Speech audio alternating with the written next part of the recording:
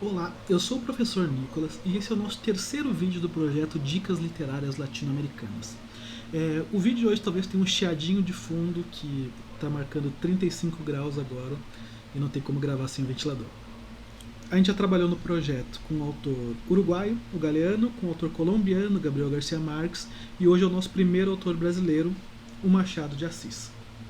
Eu acho que nesse projeto de dicas literárias, de introdução para muitos leitores, eu acho que mostrar o Machado é mostrar uma parte muito importante da literatura do nosso país. E por um conto mais curto, como que eu vou mostrar hoje, eu acho que é uma porta de entrada muito bacana.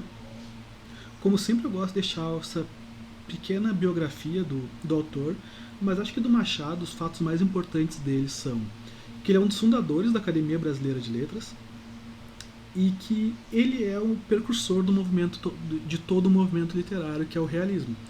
Ele tem textos ainda no romantismo e depois, com Memórias Póstumas de Brás Cubas, ele dá início ao realismo aqui no Brasil.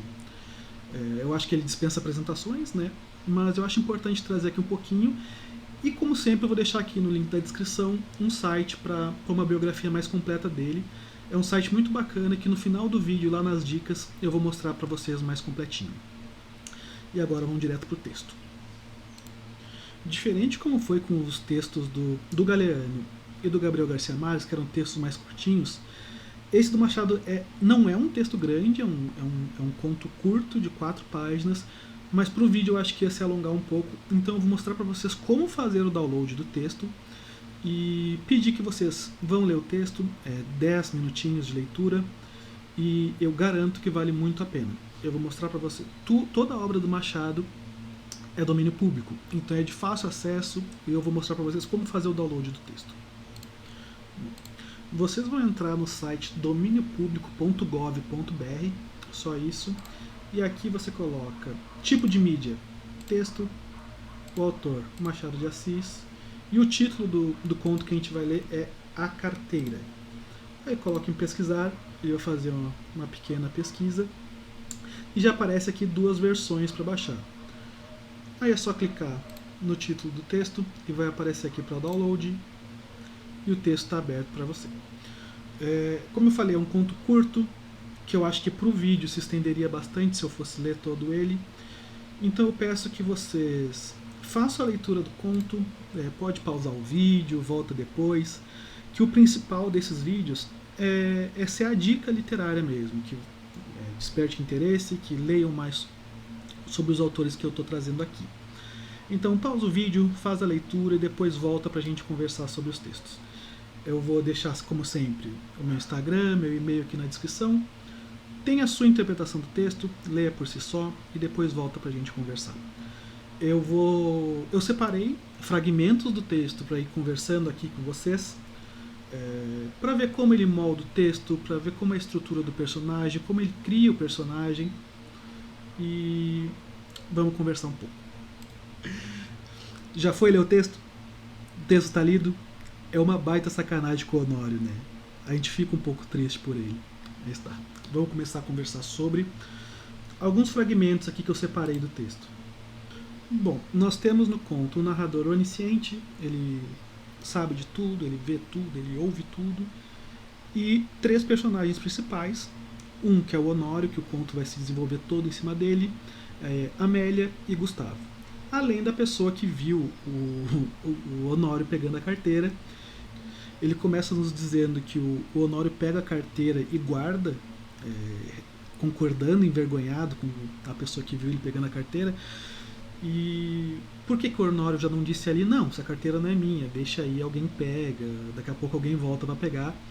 Mas não, ele ficou envergonhado e guardou a carteira. E se foi. E aí ele nos explica o porquê. Com uma dívida enorme de 400 e tantos mil réis, ele viu naquela carteira uma oportunidade. E ele nos explica como está a situação do Honório, principalmente a situação financeira. Primeiro, que a dívida não seria tão grande assim para uma pessoa que advoga como ele, que é uma pessoa ali da burguesia, um advogado que já tem um alto patamar, mas que a situação dele é muito complicada, que a dívida dele de 400 mil réis ele não tem de onde tirar. Aqui ele já nos dá uma pequena descrição da Amélia também. Esses gastos de família excessivos, a princípio por servir a parentes, depois por agradar a mulher, que vivia aborrecida da solidão. Aqui é um ponto muito importante no conto, né? Baile aqui, jantar dali, chapéus, leques, tanta coisa a mais que não havia remédio senão ir descontando o futuro. E aí ele começa a se endividar. Tira empréstimo de um lado, tira empréstimo do outro. E aqui a gente tem essa primeira já amostra de quem é o Honório. Advogado, muito endividado, que achou uma carteira e tem uma esposa solitária que ele banca mesmo sem ter como bancar. Eu preciso organizar melhor esses slides, cada vez eu deixo menos espaço para minha câmera, mas eu estou aqui em cima. Na sequência, ele nos mostra quem é o Gustavo, né? Esse cara que tu sabes. Também advogado, amigo da família, não sai da casa do Honório por algum motivo. E o Gustavo vai bem. Né? O Gustavo aparentemente vai bem e pergunta para o Honório como ele está, e o Honório mantém as aparências. Isso é muito importante. Eu acho que em todo conto é um grande manter as aparências. Tanto da Amélia, tanto do Honório, que faz de tudo para mostrar que, bom, eu estou bem, estou levando a vida e por trás está desgraçado da cabeça. A verdade é que é mal, poucas causas, estava pegando poucos casos, né? Para um advogado isso é um grande problema. E ele não contava nada para a família. Ele bancava isso no peito, tanto que a Amélia não sabe de nada. Ele não sabe das dívidas, não sabe nem se vai bem ou se vai mal. Ele só vai bancando e vai indo, e vai indo, e vai indo. O Gustavo fica lá todas as noites. O Gustavo está lá todas as noites e ficava lá de gracinha, lá falando bobagem, e depois ficava ouvindo a Amélia tocar música alemã, que ela tocava muito bem e que ele escutava com indizível prazer. Aqui a gente já tem esse centro do conto, os três personagens explicados, Honório endividado, Amélia dona de casa e bancada por Honório, o Honório que não demonstra, tenta segurar no peito de algum jeito para manter as coisas esperando que surja como pagar as dívidas dele, e o Gustavo, advogado, amigo da família, e que não sai da casa dele, e que ele também tenta manter as aparências para o Gustavo. Dando sequência, eu gosto como o Machado, e é uma característica do movimento realista, que a gente consegue se perceber em algumas atitudes, ou a gente se coloca no lugar, e aí tu pensa, o que tu faria se tu achasse uma carteira? O que tu faria na situação do Honório? Estando sem dinheiro, precisando de dinheiro, e aí a gente se coloca no lugar. E ele o que fez foi, não pensou em nada na hora, saiu andando, com uma carteira recheada no bolso, ele ainda sem saber o que tinha, e saiu andando, parou num lugar, foi para outro lugar, foi para outro, com aquele dinheiro no bolso. E aqui ele vai mostrando já emoções do Honório. Ele, com medo de abrir a carteira, podia ser que não tivesse nada e seria uma decepção. Ou poderia ser que tivesse dinheiro e ele poderia usar esse dinheiro seria dele, ou o certo seria devolver. E aí a gente entra nessa questão até do certo e do errado. O Machado até nos diz que a consciência pesa, né? Ele mantém as aparências, mas aparentemente não é um homem sem escrúpulos. Ele está preocupado com isso, mas ainda gera essa dúvida. Pô, ele precisa desse dinheiro. Mas é errado se ele ficar com dinheiro. E até entra nessa contradição de que a consciência diz para ele que não. Ele deveria levar a carteira para a polícia ou anunciar, a carteira encontrada. Mas em seguida que pensa isso, vem, pai, isso salva a minha vida, é uma conta a menos. O que leva para quando ele abre a carteira, né? Mas qual a diferença que faz contar o dinheiro? Ele saber quanto tinha ou não? Ele olhou por cima assim e achou que eram 700 mil, só que daí ele conta. Ele conta e tinha 730 mil réis. Lembrando que a dívida dele urgente era de 400 mil. Pagava e sobrava. Ninguém viu, a não ser aquela primeira pessoa que para ele é um desconhecido. Ninguém viu que ele achou a carteira, ninguém sabe que ele está com a carteira. Ele podia pegar e, bom, foi a boa sorte. E eu acho engraçado que o conto ele é por todo irônico, né? Ele usa muito da ironia, só que nesse caso, Honório teve pena de não crer nos anjos, porque, bom, poderia ser um anjo que botou aquela carteira ali para ele. Mas por que não havia de crer? Tu vê que, bom, eu posso até virar crente agora para poder usar esse dinheiro. E voltava o dinheiro, olhava, passava pelas mãos. Depois resolveu o contrário, não usar do achado, restituí-lo, mas restituí-lo a quem? Até aí ele nem sabia de quem era. E tratou de ver se havia carteira algum sinal. E na carteira ele encontra vários cartões do Gustavo, aquele amigo da casa dele que, que fica lá escutando a mulher dele tocar música alemã. E a descoberta entristeceu, porque como seria se ele fosse um desconhecido que ele tivesse achado aquela carteira? Gera mais questões que a gente pode se colocar no lugar. A gente chegou até aqui como Honório. Vamos lá. Digamos que a gente chegou até aqui, que a gente não pensou de primeira em devolver a carteira, que supostamente é o certo, né? A gente chegou até aqui com ele, e se fosse um desconhecido? E se ele abrisse, se ele tivesse realmente o nome de alguém, será que ele devolveria? Ou será que ele devolveu por realmente ser a pessoa que ele considera amiga? A descoberta entristeceu, ele não podia ficar com dinheiro, porque seria um crime, e além do crime, o mais doloroso seria por ser de um amigo. Ele bebe a última gota de café e vai-se embora para casa. Que é isso, né? Aceitou a dívida e disse: paciência, disse ele consigo, verei amanhã o que posso fazer.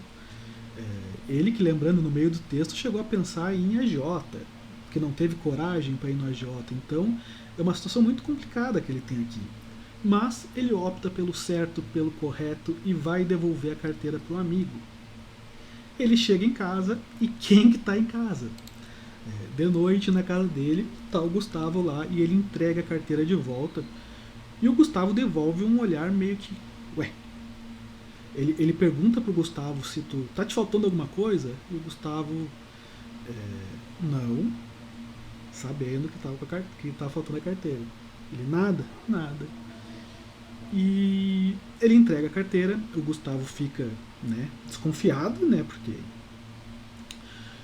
E o Honório fica chateado porque o amigo deu uma desconfiada dele, ele não entende porquê, e vai-se embora pro jantar.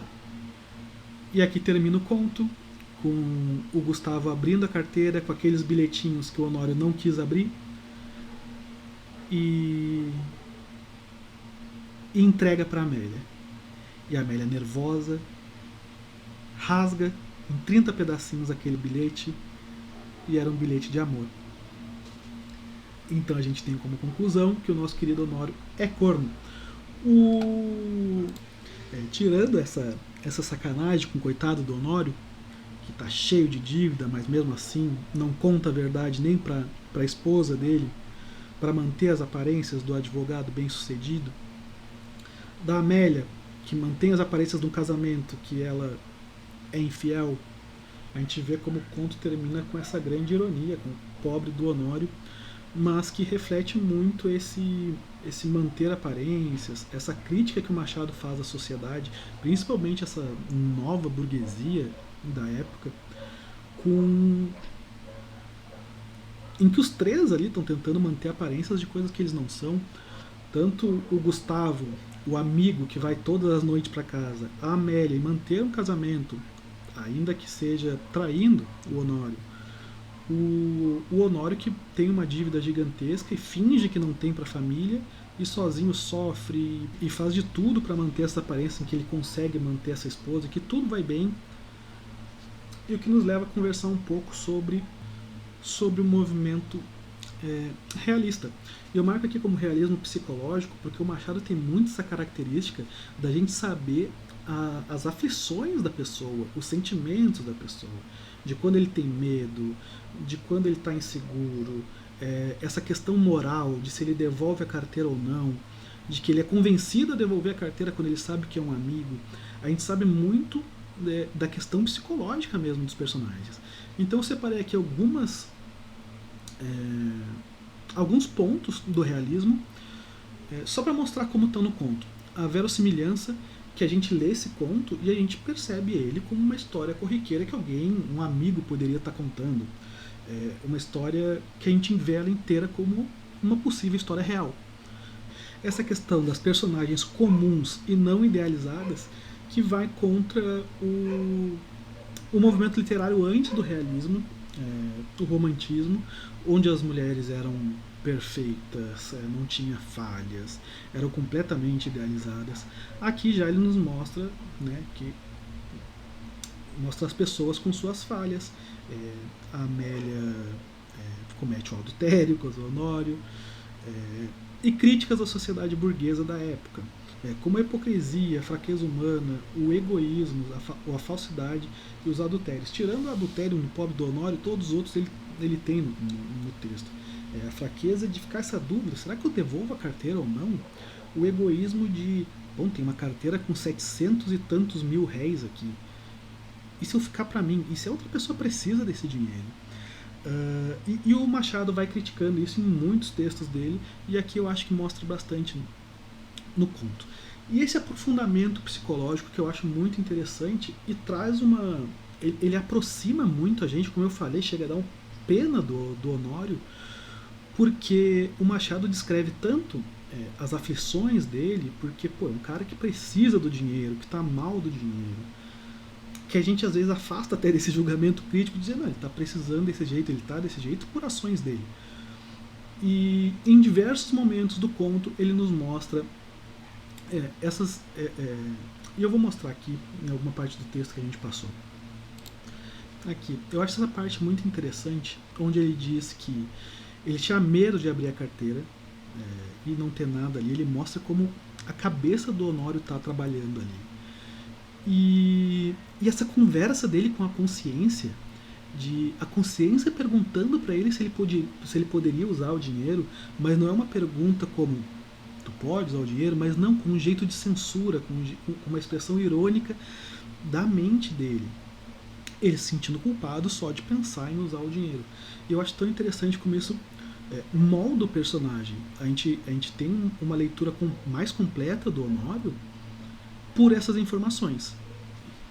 E até nessa parte do final do conto, onde o Gustavo entrega o bilhete para Amélia, se o Machado de Assis diz só que o Gustavo entregou o bilhete, a Amélia pegou e rasgou, a gente já tem uma ideia do que está acontecendo.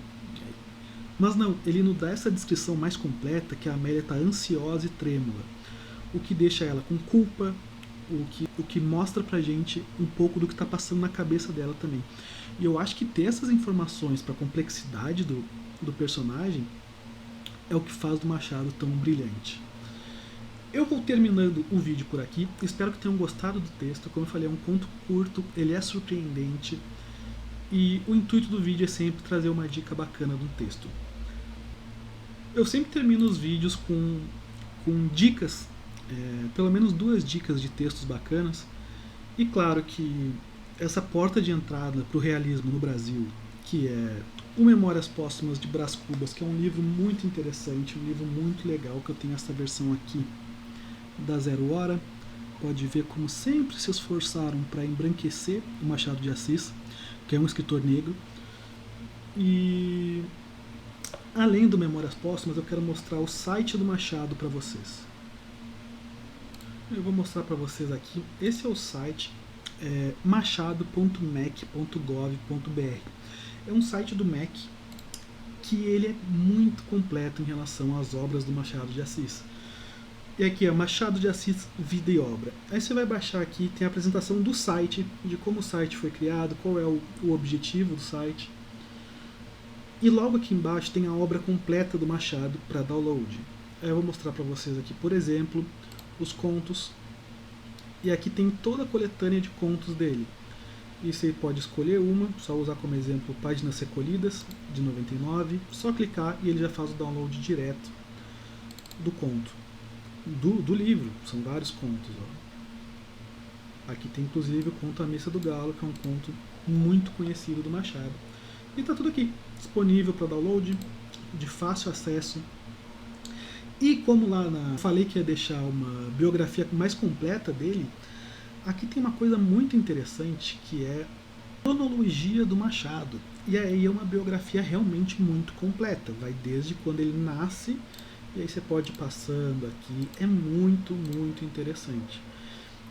Tem desde o primeiro emprego dele, o primeiro texto publicado,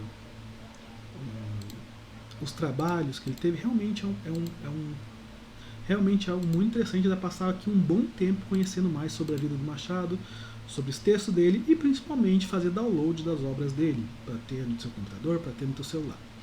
Aqui tem uma área que é o autor e a obra, que eu achei muito interessante aqui, Machado por seus contemporâneos.